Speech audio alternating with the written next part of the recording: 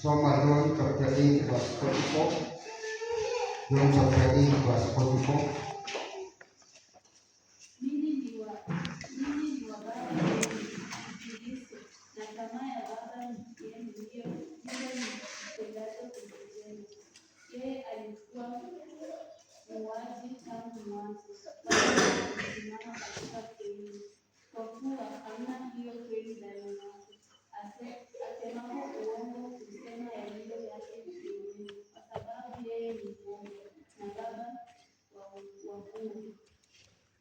Bwana asifiwe. Last week, Jumapili iliyopita tulikuwa tunaongea kuhusu deception ama udanganyifu ambaye adui shetani alianza wakati mwanadamu wa kwanza alipoumbwa hapa duniani. Bwana asifiwe. Kwa hivyo tunataka tuendelee, na leo nataka tuone ni kwa jinsi gani ama ni njia gani ambayo anatumia kuleta udanganyifu katika maisha ya mwanadamu. Bwana asifiwe.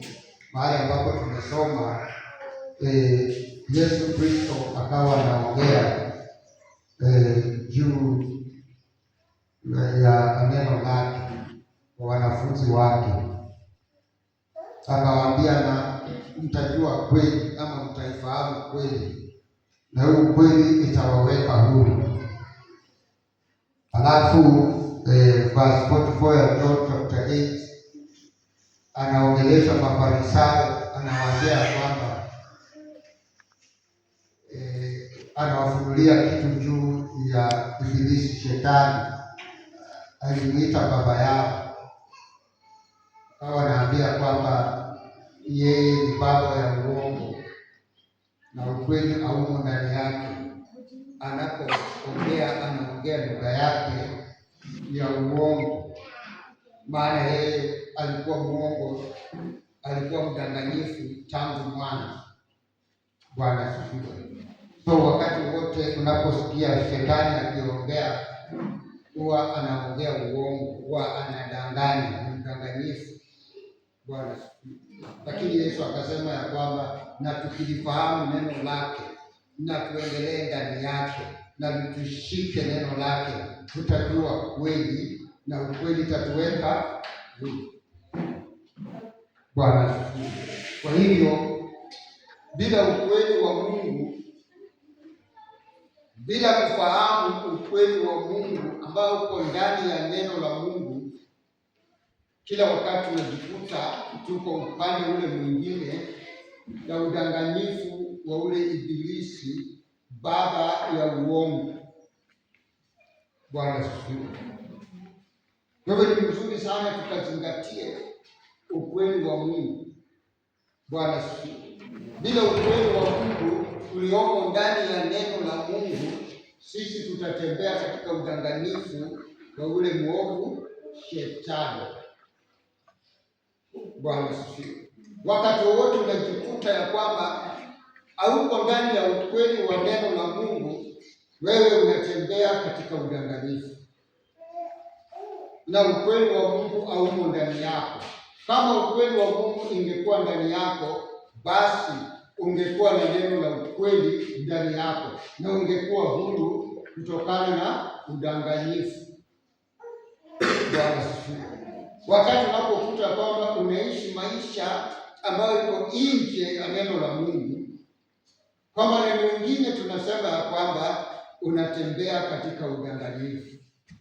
Chochote utakachosema, chochote utakachofanya, jinsi utakavyoishi, kama unaishi nje ya neno la Mungu ambayo ni kweli ya Mungu, basi umeshanaswa katika mtego na udanganyifu wa ule mwovu Shetani. Bwana asifiwe. Na tunataka kujua kwamba Mkristo ama yule mtu ambaye anaamini anatembea katika udanganyifu, huyo mtu anakuwa na kitu inaitwa confusion. Anachanganyikiwa. Ukiona mtu anaongea anasema mimi nimechanganyikiwa, umewahi kutana na mtu kama huyo? I'm just confused. I don't know what to do. I just feel a confusion in me. Yeah, ukweli. Hakudake. Bwana asifiwe. Amen. Kuna mtu anaweza kuambia, I don't know what is happening to me. I just feel I'm confused. Yes. There is something in my mind. Sijui ni nini. Jua ya kwamba kuna udanganyifu anatembea ndani yake. Ametembelewa na yule mwovu. Anasababisha confusion ndani ya maisha yake. Bwana asifiwe. Unakuta mtu kama kuna kinaitwa grounding, hana msingi, hayuko kwa msingi imara, ana yumba. Hiyo ni dalili moja kwamba mtu anatembea katika udanganyifu. How can you all of a sudden become confused? Confusion does not come from God. Biblia inasema our God is not a God of confusion. It's a God of order. Ni Mungu wa utaratibu. Anafanya mambo yake kwa utaratibu.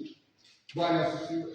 Kijikuta unaishi maisha kiholela, maisha ambayo haina mwanzo, haina mwisho, haijulikani umetoka wapi, uko wapi, unaenda wapi. You are walking in deception. Your life is controlled somewhere na baba wa uongo. Bwana asifiwe. Kuna kitu anafanya katika maisha yako. That's why you are always confused. You are not grounded in the truth. Hallelujah. Mtu ambaye ako chini ya udanganyifu wa ule mwovu Shetani, kila kitu ambacho kinakaa spiritual kwake ni ukweli. Bwana asifiwe. Kuna mtu tu chochote kikitokea kwake kinakaa kitu ya kiroho, kwake ni ukweli. Ni ukweli ambao si sawa. Not all spiritual things that appear spiritual is true. Bwana asifiwe. Si kila mtu ambaye anasema yeye ni wa Mungu na chochote anafanya ni Mungu amemwambia, si kwamba huyu ni wa Mungu. Lazima uwe mtu ambaye utofautisha ukweli na ile era, ile udanganyifu, ile makosa. Bwana asifiwe. Na alifanya hiyo kitu, amedanganya watu wengi, anainua mtu, anasema huyu ni mtu wa Mungu, watu wanasema huyu ni mtu wa Mungu, anatabiri, anafanya muujiza, anafanya hizi vitu zote.